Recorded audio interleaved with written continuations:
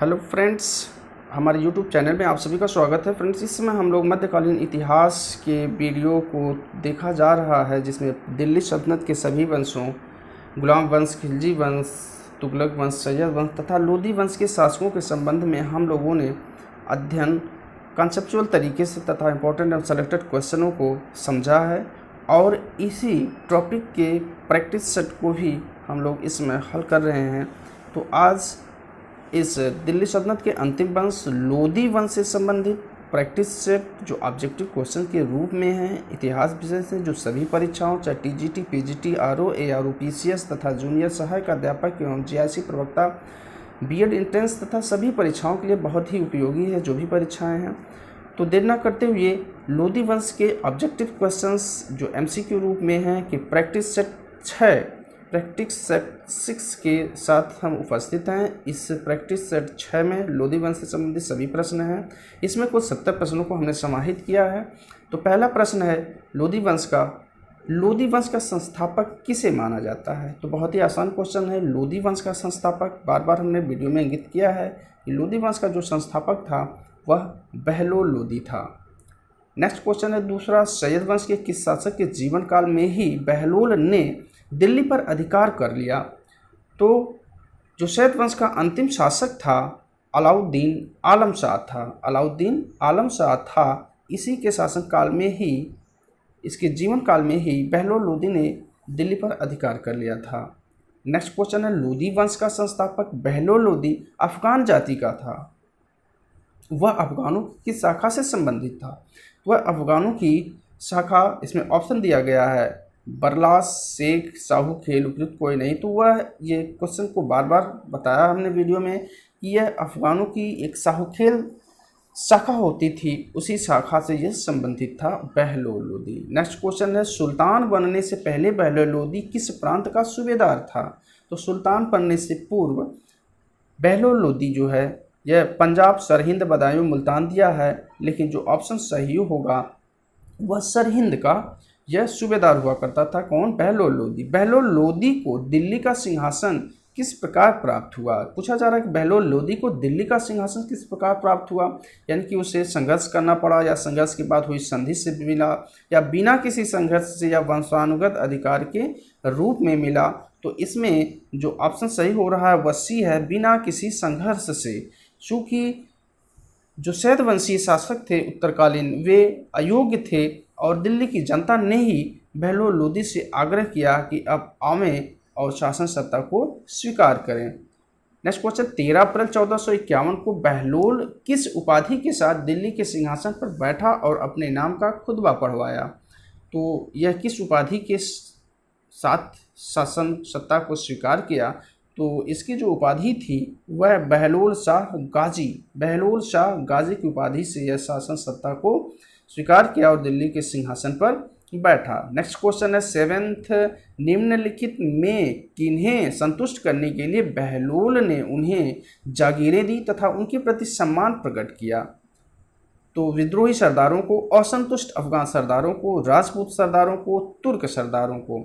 तो इसने असंतुष्ट जो अफगान सरदार थे, जो इसके वर्ग से जुड़े हुए लोग थे, उनको संतुष्ट करने के लिए उन्हें जागीरें दी तथा उन्हें सम्मान प्रकट किया और इन्हीं सरदारों को मसनद आली भी कह करके वह पुकारा करता था। नेक्स्ट क्वेश्चन है बहलोल लोदी के शासनकाल की महत्वपूर्ण सफलता थी। तो बहलोल लोदी के शासनकाल की जो महत्वपूर्ण सफलता थी, जौनपुर राज का सल्तनत में विलय, विद्रोही सरदारों का पूर्ण दमन, दिल्ली सल्तनत की पतनोन्मुख प्रतिष्ठा को पुनः संवारने का प्रयास, उपयुक्त सभी।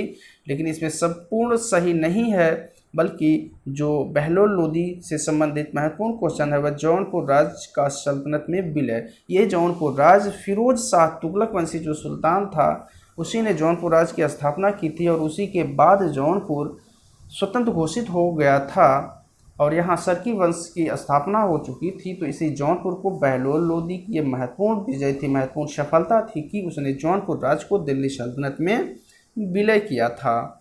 अगला क्वेश्चन है एक लंबे संघर्ष के बाद बहलोल लोदी जौनपुर को जीतने में सफल रहा। जब बहलोल ने जौनपुर के किस शासक को पराजित कर यह सफलता पाई थी।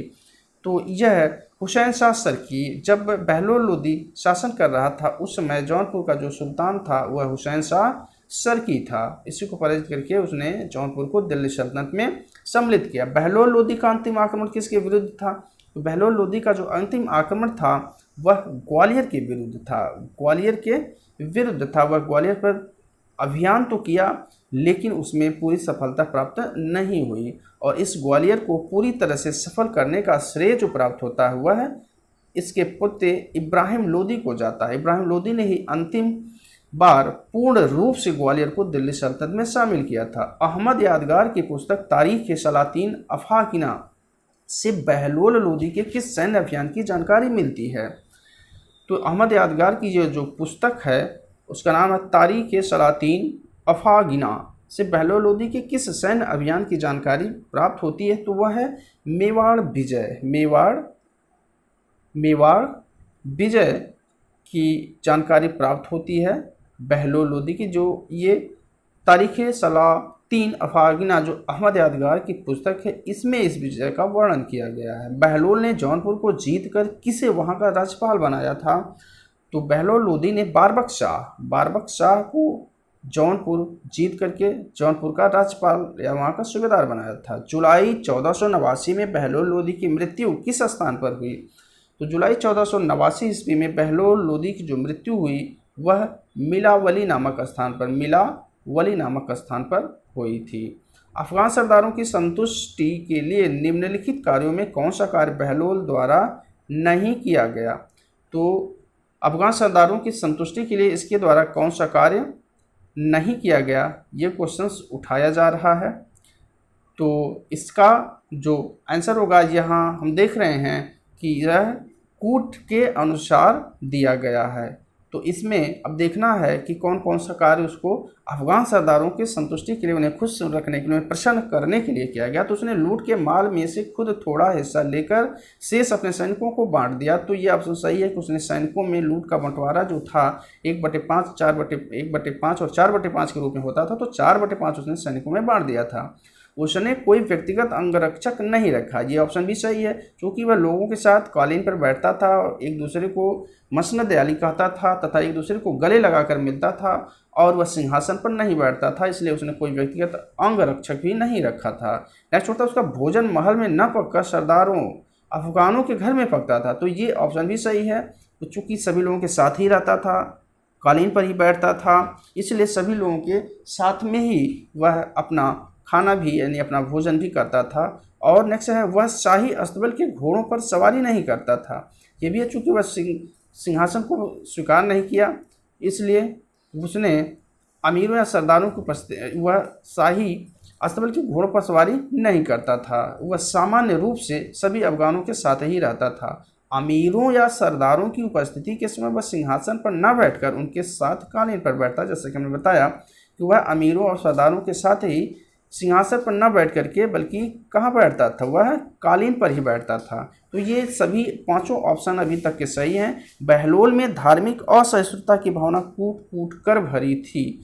तो ये ऑप्शन जो है जो 6 है यही सही नहीं है, यानी कि 1 2 3 4 यानी हमारा जो ऑप्शन है वह 1 2 3 4 5 यानी कि डी हो जाएगा। बहलोल अफगान सरदारों को क्या कहकर पुकारता था? तो बहलोल अफगान सरदारों को, जैसा कि हमने बताया, मकसद आली इसमें दिया है मसनद आली, या इसका जो शुद्ध है ये प्रिंट करते समय मिस्टेक हो गया, मसनद आली कह करके पुकारा करता था। बहलोल लोदी द्वारा चलाया गया कौन सा सिक्का अकबर के समय तक चलता रहा? तो यह अपने नाम से ही एक सिक्का चलाया था जिसका नाम था बहलोली सिक्का। इसी बहलोली सिक्के का प्रचलन अकबर के समय तक चलता रहा। एक नए शासक, राजवंश के संस्थापक के रूप में तथा दिल्ली साम्राज्य की क्षीण होती प्रतिष्ठा के पुनरुद्धारक के रूप में बहलोल इतिहास में उच्च स्थान का अधिकारी है। उपर्युक्त कथन बहलोल के बारे में किस इतिहासकार का है? तो इतिहासकार के कथन से उठाया गया यह सवाल है, और यह डॉक्टर ईश्वरी प्रसाद के द्वारा कहा गया था। डॉक्टर ईश्वरी प्रसाद के द्वारा कहा गया था। बहलोल लोदी की मृत्यु के बाद उसका पुत्र सिकंदर लोदी दिल्ली का अगला सुल्तान हुआ। सिकंदर लोदी की उपाधि धारण करने से पूर्व इसे किस नाम से जाना जाता था? तो सिकंदर लोदी को निजाम खां के नाम से जाना जाता था। उसके बचपन का नाम जो था वह निजाम खां था, और यही निजाम खां जब सुल्तान बना तो सिकंदर लोदी के नाम से यह सुल्तान बन गया। सिकंदर लोदी की माँ जो एक हिंदू सुनार महिला थी का नाम था। तो इसकी माँ एक हिंदू सुनार वर्ग से जुड़ी हुई थी, उनका नाम था जयवंद। जयवंद सिकंदर लोदी की माता का नाम था। आगे चल कर के जयवंद खां के नाम से प्रसिद्ध हुई। सिकंदर लोदी को सिंहासन पर बैठने से पूर्व और बाद में अपने किन प्रतिद्वंदियों से संघर्ष करना पड़ा था? तो सिकंदर लोदी को बारबक शाह से तो संघर्ष करना पड़ा था, आजम हुमायूं खां से भी संघर्ष करना पड़ा था, और ईशा खां, यानी कि ये सभी कहीं न कहीं इसके भाई भी थे और इसके कहीं न कहीं परिवार से जुड़े हुए लोग थे। तो इसका मतलब है ऑप्शन जो हमारा डी होगा उपयुक्त सभी, ये सही हो जाएगा। इन सभी से इसे सिंहासन पर बैठने से पूर्व और बाद में भी इनसे संघर्ष करना पड़ा था। सिंहासन पर बैठने के समय सिकंदर के समक्ष अनेक विकट समस्याएं थी, जिनमें प्रमुख थी। तो इसके सामने कौन कौन सी समस्याएं थी? अफगान अमीरों पर अपनी योग्यता साबित करना। चूँकि सिकंदर लोदी जब आता है तो अपने पिता बहलोल लोदी के विरुद्ध यह सिंहासन पर बैठना प्रारंभ करता है तथा अफगान अमीरों एवं सरदारों को अपने से नीचे उन्हें स्वीकार करने पर नीति लागू करता है तथा एक तरह से कहा जाए कि यह निरंकुश राजतंत्र की नीति पर चलता है। महत्वाकांक्षी और विरोधी अमीरों की गतिविधियों पर यह अंकुश भी लगाता है, ये भी सही है। सभी अमीरों पर जो है वह सरदार हों, अमीर हों, तुर्क हों, कुलीन लोग हों, इनकी गतिविधियों पर वह अंकुश लगाता है, चूँकि ये इसके खिलाफ षड्यंत्र करने का प्लान बनाना प्रारंभ करते थे। प्रशासनिक व्यवस्था को चुस्त बनाना एवं राज्य की आर्थिक स्थिति को सुधारना, इसका प्रयास था। ए ऑप्शन भी सही, बी ऑप्शन भी सही और सी भी सही महसूस हो रहा है, क्योंकि प्रशासनिक व्यवस्था को चुस्त बनाना चाहता था, कड़ा बनाना चाहता था और राज्य की आर्थिक स्थिति पर इसने ध्यान दिया था। और इस प्रकार हमारा ऑप्शन जो सही हो जाएगा उपयुक्त सभी सही हो जाएगा। सिकंदर के सैन्य अभियान का उद्देश्य पूछा जा रहा है। सिकंदर के सैन्य अभियान का उद्देश्य क्या था? तो राज्य विस्तार करना उसका उद्देश्य पूरी तरह से था। विद्रोही सरदारों का दमन भी वह कर रहा था, इसलिए हमने कहा उसकी नीति जो थी निरंकुश राजतंत्र की नीति थी। वह सरदारों का दमन करना चाहता, अन्य सरदारों को सल्तनत के अधीन करना भी उसका जो उद्देश्य था। और इस प्रकार जो ऑप्शन सही होगा उपयुक्त सभी, ऑप्शन डी सही हो जाएगा। सिकंदर लोदी का बड़ा भाई बारबक शाह, जो जौनपुर में स्वतंत्र शासक की भांति शासन कर रहा था, को अपनी अधीनता स्वीकार कराने के लिए सिकंदर ने एक प्रस्ताव भेजा। प्रस्ताव स्वीकार न होने की स्थिति में दोनों सेनाओं के मध्य कहाँ पर युद्ध हुआ? तो अपने भाई के साथ जो बारबक शाह जौनपुर में शासन कर रहा था, उसी के साथ सिकंदर लोदी का जो युद्ध हुआ था वह कन्नौज के निकट वह युद्ध हुआ था। वह युद्ध कहाँ हुआ था? वह युद्ध कन्नौज के निकट हुआ था, चूँकि जौनपुर का राज्य भी अब कहीं न कहीं एक विस्तृत राज्य हो चुका था। मोहम्मद कुर्बान उर्फ काला पहाड़ निम्नलिखित में किसका सेनापति था? मोहम्मद कुर्बान उर्फ काला पहाड़ यह जौनपुर के जो शासक थे बारबक शाह, उन्हीं का सेनापति हुआ करता था। काला पहाड़ उसका नाम था। तो ऑप्शन बी सही होगा। सुल्तान सिकंदर ने अफगान अमीरों पर अपना प्रभाव स्थापित करने हेतु किस नीति का पालन किया? तो इसने कौन सी नीति का पालन किया? उदारता एवं कठोरता में से उदारता एवं कठोरता मिश्रित नीति का इसने पालन किया था। यानी कि जिसके साथ उदारता का पालन करना है वह उदारता की नीति को अपनाता था, और जिसके साथ कठोरता की नीति का पालन किया जाना आवश्यक होता था उसके साथ वह कठोरता की नीति का पालन करता था। नेक्स्ट क्वेश्चन है, निम्नलिखित में किसे अंतिम रूप में जीतकर सिकंदर ने अपने राज्य की सीमाओं में शामिल किया? तो किसे जीतकर इसने बिहार को जीता था, और बिहार को जीत करके अंतिम रूप से अपने राज्य की सीमाओं में शामिल कर लिया था। सिकंदर का समकालीन ग्वालियर का शासक कौन था? सिकंदर का समकालीन ग्वालियर का जो शासक था वह मान सिंह तोमर था। यह सिकंदर का समकालीन था और ग्वालियर का शासक था। निम्नलिखित में किस राजपूत राज्य पर सिकंदर लोदी द्वारा सफल सैन्य अभियान नहीं किया जा सका? तो सफल सैन्य अभियान के बारे में यहाँ पूछा जा रहा है, यानी कि धौलपुर, ग्वालियर, नरवर, उदगिरी, नागौर, मंदरेल। तो इसमें जो आंसर होगा ग्वालियर, चूँकि ग्वालियर की विजय बार बार कहा गया कि ग्वालियर पूरी तरह से न तो बहलोल लोदी विजय कर पाया और न ही सिकंदर लोदी, लेकिन ग्वालियर की पूरी तरह से विजय अंतिम रूप से इब्राहिम लोदी के द्वारा किया गया था, जो सिकंदर लोदी का पुत्र था। तो ऑप्शन सी हो जाएगा ग्वालियर। सिकंदर लोदी द्वारा नवीन नगर आगरा की नींव कब डाली गई? तो इसको हम अपने वीडियो में, अपने लेक्चर में बहुत ही क्रमबद्ध तरीके से कब नींव डाला गया, कब किला बनवाया गया, कब राजधानी घोषित किया गया, कब इसकी मृत्यु हुई, कैसे मृत्यु, सारी चीज़ों का वर्णन हमने अपनी वीडियो में किया है। यहाँ ऑप्शन में जो है 1504 ईस्वी में इसने आगरा की नींव डाली थी, ये याद रखेंगे आप लोग। 1504 ईस्वी में इसने आगरा की नींव डाली और इसे अपनी राजधानी को बना रहा था। 1506 ईस्वी में उसने इसे अपनी राजधानी बना दिया। सिकंदर द्वारा आगरा को अपनी नई राजधानी बनाने के पीछे कारण क्या था? तो यहाँ कारण पूछा जा रहा है आगरा का लोधी राज्य की सभी सीमाओं के मध्य में स्थित होने के कारण। तो ये कोई विशेष कारण नहीं दिखाई दे रहा है। सामरिक दृष्टिकोण से आगरा के महत्वपूर्ण होने के कारण, ये भी कोई महत्वपूर्ण कारण नहीं दिख रहा है। नेक्स्ट है राजस्थान के शासकों पर अपने अधिकार को सुरक्षित रखने के कारण, और डी है उपर्युक्त सभी, यानी कि राजपूत शासक लोधी वंश के शासकों को बहुत परेशान करते थे। लोधी वंशी शासकों के साम्राज्य पर ये आक्रमण करते रहते थे, इसीलिए राजस्थान के शासकों पर अपना अधिकार सुरक्षित करने के लिए, उनसे निपटने के लिए ही इसने आगरा को अपनी राजधानी बनाया था। अगले क्वेश्चन की तरफ हम लोग चलते हैं। सिकंदर लोधी के आर्थिक सुधारों के बारे में निम्नलिखित कथनों में कौन सही है? तो आर्थिक सुधारों के तहत उसने क्या क्या कार्य किए हैं ये हम देखेंगे। भूमि की नाप करवाया तथा उत्पादन के अनुसार लगान की राशि तय की, ये सही है। अनाज पर से चुंगी की वसूली समाप्त कर दी, ये ऑप्शन भी सही है। उसने गज सिकंदरी नाम से माप की एक प्रमाणिक इकाई का प्रचलन भी करवाया था। तो ये गज सिकंदरी बहुत इंपॉर्टेंट है, ये क्वेश्चन बार बार आता है, यानी कि उपयुक्त सभी ऑप्शन जो है यह सही हो जाएगा। तो हमारा ऑप्शन डी हो जाएगा। सिकंदर लोधी में धार्मिक असहिष्णुता की नीति अपनाई।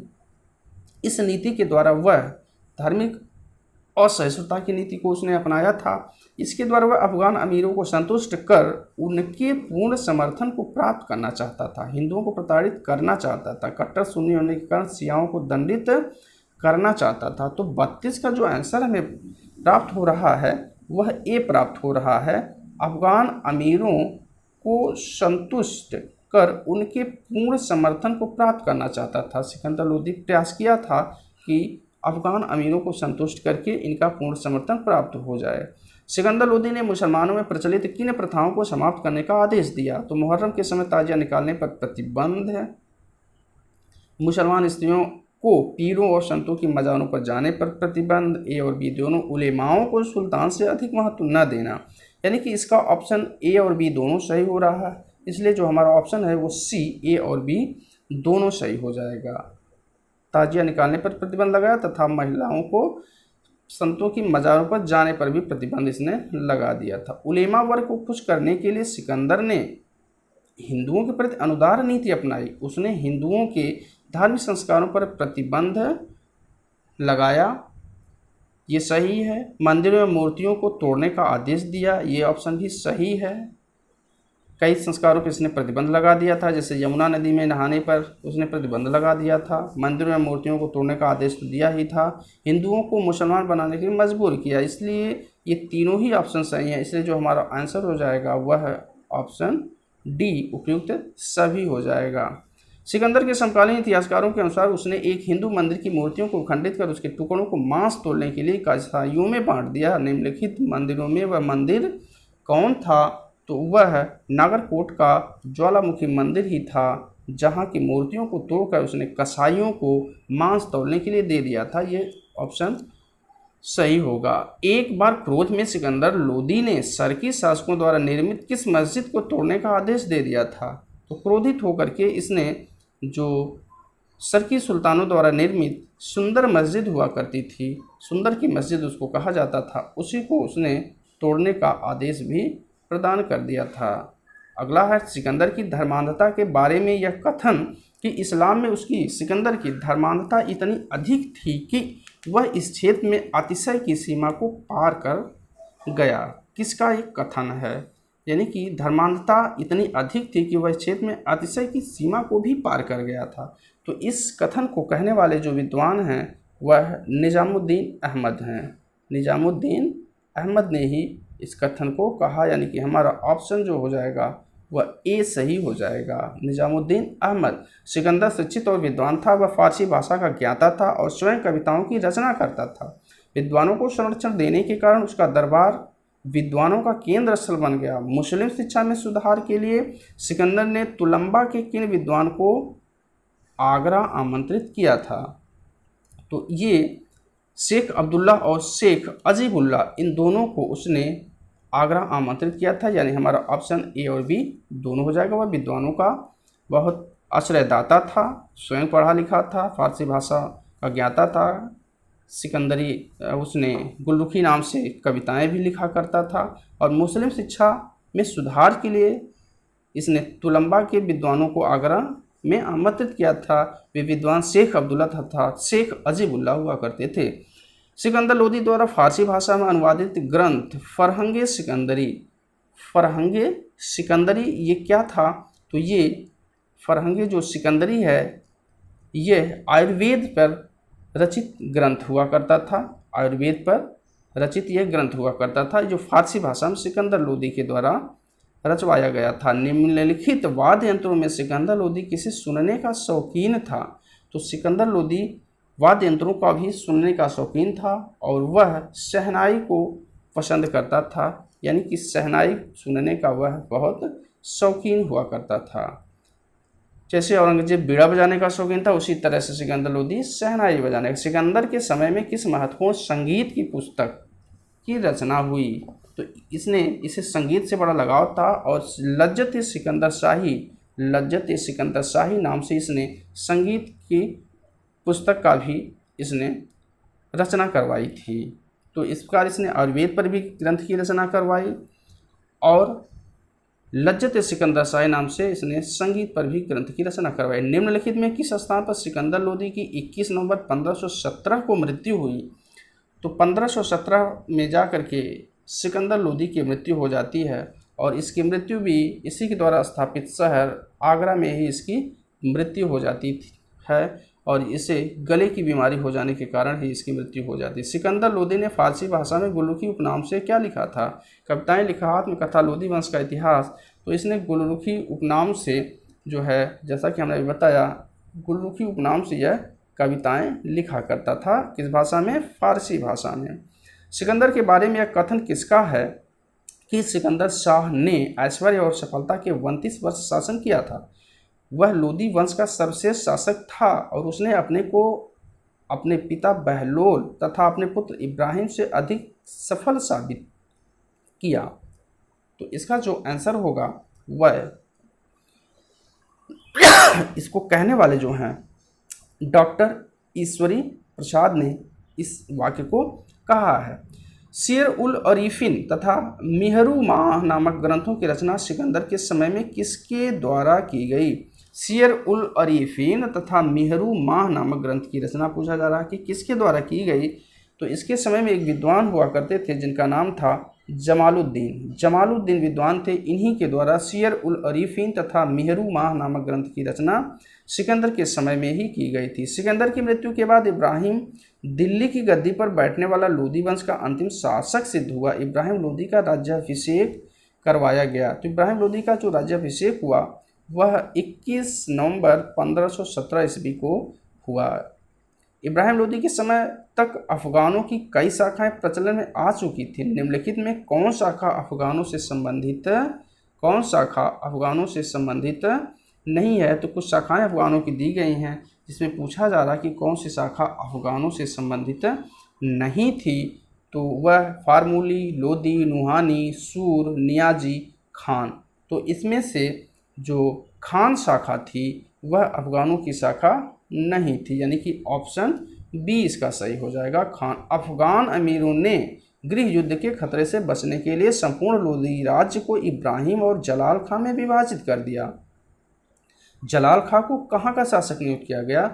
तो सामान्य सी बात, जलाल खां इब्राहिम लोदी का भाई था और अमीरों तथा सुल्तान के बीच इतना विद्रोह होने लगे थे, गृह युद्ध होने की स्थिति आ गई थी कि साम्राज्य को बांट करके इब्राहिम लोदी को अपने भाई जलाल खां को देना पड़ा और जलाल खां को जौनपुर सूबा दिया गया और वह वहीं का सुल्तान बना। तो हमारा ऑप्शन डी जौनपुर हो जाएगा। निम्नलिखित में किस स्थान पर जलाल खां ने खुद को जलालुद्दीन की उपाधि के साथ सुल्तान घोषित किया? तो इससे जौनपुर का सूबा तो दिया गया, लेकिन इसने कालपी में जलालुद्दीन के नाम से, जलालुद्दीन की उपाधि के साथ इसने कालपी में अपना राज्याभिषेक करवाया, सुल्तान घोषित किया।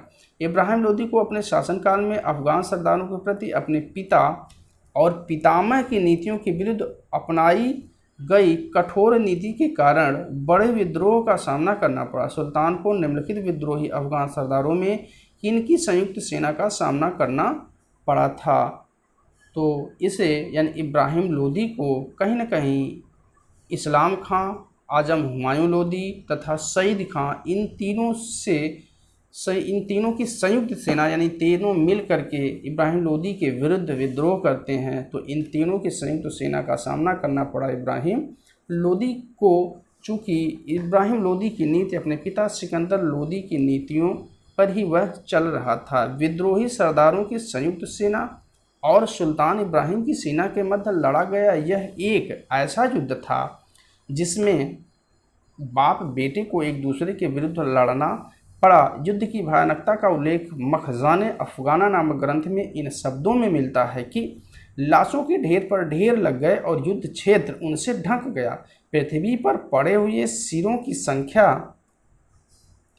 कल्पनातीत थी। मैदान में रक्त की नदियां बह रही थीं। इसके बाद दीर्घ काल तक हिंदुस्तान में इतना भयानक युद्ध कभी नहीं हुआ। इस युद्ध में भाई ने भाई और पिता ने पुत्र के विरुद्ध युद्ध किया। धनुष बाण अलग फेंक दिए गए और भालों, तलवारों, चाकुओं और बर्छों से नरसंहार हुआ। इस ग्रंथ का रचनाकार कौन है? इस ग्रंथ का रचनाकार पूछा जा रहा, तो ये ग्रंथ अहमद यादगार, जैसा कि इसके पहले बताया था कि काफ़ी कुछ लिखा गया है अहमद यादगार के द्वारा। तो ऑप्शन ए सही होगा। निम्नलिखित में किसे इब्राहिम लोदी ने पूर्ण रूप से जीता? तो इब्राहिम ने पूर्ण रूप से ग्वालियर को जीता, चूँकि यही ग्वालियर था जिसे न तो बहलोल लोदी और न ही सिकंदर लोदी से जीत पाए थे, लेकिन अंतिम रूप से इब्राहिम लोदी ने ग्वालियर को दिल्ली सल्तनत में शामिल किया। निम्नलिखित में किसे पराजित कर इब्राहिम ने ग्वालियर को जीता? तो किसे पराजित करके ग्वालियर को जीता गया इब्राहिम लोदी के द्वारा? तो वह उस समय वहाँ का जो शासक हुआ करता था विक्रमजीत सिंह, यानी विक्रमजीत सिंह को पराजित करके इब्राहिम लोदी ने ग्वालियर को जीता था। ग्वालियर की विजय से प्रोत्साहित होकर के इब्राहिम ने मेवाड़ को जीतने का प्रयास किया। इब्राहिम और मेवाड़ के बीच संघर्ष का मुख्य कारण क्या था? तो इब्राहिम और मेवाड़ के बीच जो संघर्ष का मुख्य कारण हुआ करता था वो मालवा पर अधिकार को लेकर के था। चूँकि आगरा और दिल्ली तो उसके अधिकार में था, बिहार पूर्व में पड़ता था जहाँ राजपूतों से कोई जुड़ाव नहीं था, लेकिन मालवा एक ऐसी स्थिति पर स्थित था कि यहाँ राजपूत भी इसे जीत कर अपने राज्य में मिलाना चाहते थे। दूसरी तरफ लोधी सुल्तान भी अपने साम्राज्य में से मिलाना चाहते थे। तो मालवा को लेकर के ही मेवाड़ से इसका संघर्ष हुआ था। 1517-18 ईस्वी और 1518-19 ईस्वी में इब्राहिम और मेवाड़ के बीच हुए दो युद्धों में विजय मेवाड़ के हिस्से में रही। तत्कालीन मेवाड़ का शासक कौन था? तो इसमें जो इब्राहिम लोदी और मेवाड़ के बीच जो युद्ध हुआ था उस समय यहाँ का शासक राणा सांगा था, जिसे संग्राम सिंह के नाम से भी जाना जाता था। यानी कि राणा सांगा ही मेवाड़ का शासक था, जिसका इब्राहिम लोदी से खतौली नामक युद्ध हुआ और इसी राणा सांगा ने इब्राहिम लोदी के विरुद्ध बाबर को भारत पर आक्रमण करने के लिए आमंत्रित भी किया था। बिहार में किस अफगान सरदार ने खुद को सुल्तान मोहम्मद के नाम से स्वतंत्र शासक घोषित किया? तो इसमें दरिया खां नुहानी, बहादुर खां, बहार खां, नसीर खां नुहानी, दौलत खां लोदी। तो इसका जो ऑप्शन सही है वह बी सही है। बहादुर खां या बहार खां नाम से इसी व्यक्ति ने स्वतंत्र शासक के रूप में अपने को बिहार में घोषित किया था। अगला क्वेश्चन है, निम्नलिखित अफगान सरदारों में किसने इब्राहिम की शक्ति को तोड़ने के उद्देश्य से बाबर, काबुल का शासक जो था, वो दिल्ली पर आक्रमण के लिए आमंत्रित किया था? तो आमंत्रित करने वाले कई थे। दौलत खां लोदी जो पंजाब का सूबेदार था, तथा आलम खां इब्राहिम का जो चाचा था। यानी कि ये दोनों इब्राहिम लोदी के विरुद्ध बाबर को भारत पर आक्रमण करने के लिए आमंत्रित किए थे, जो उस समय काबुल का शासक था। कौन? बाबर।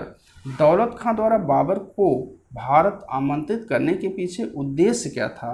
तो दौलत खां लोदी का जो उद्देश्य था वह बाबर को भारत पर आमंत्रित करने के पीछे जो उद्देश्य इसका दिखाई दिया है वह ऑप्शन के माध्यम से इब्राहिम की शक्ति को समाप्त कर पंजाब का स्वतंत्र शासक बनना। इब्राहिम की पराजय के बाद दिल्ली पर कब्जा करने का मौका, क्योंकि उसे विश्वास था कि बाबर भारत में रुकेगा नहीं। इब्राहिम द्वारा अफगान सरदारों के प्रति अपनाई गई कठोर नीतियों को बाबर की मदद से बदलवाना। तो ये ऑप्शन सही नहीं है बदलवाने का, बल्कि इब्राहिम की पराजय के बाद दिल्ली पर कब्जा करने का मौका, क्योंकि उसे विश्वास था कि बाबर भारत में रुकेगा नहीं, और इब्राहिम की शक्ति को समाप्त कर पंजाब का स्वतंत्र शासक बनना। तो कहीं न कहीं इसका ऑप्शन जो दिखाई देगा वह बी सही हो जाएगा। अगला क्वेश्चन है, इब्राहिम का चाचा आलम खां बाबर के माध्यम से अपनी कौन सी महत्वाकांक्षा पूरा करना चाहता था। तो इब्राहिम का जो चाचा था आलम खां, वह अपनी कौन सी महत्वा दिल्ली का वह सुल्तान बनना चाहता था।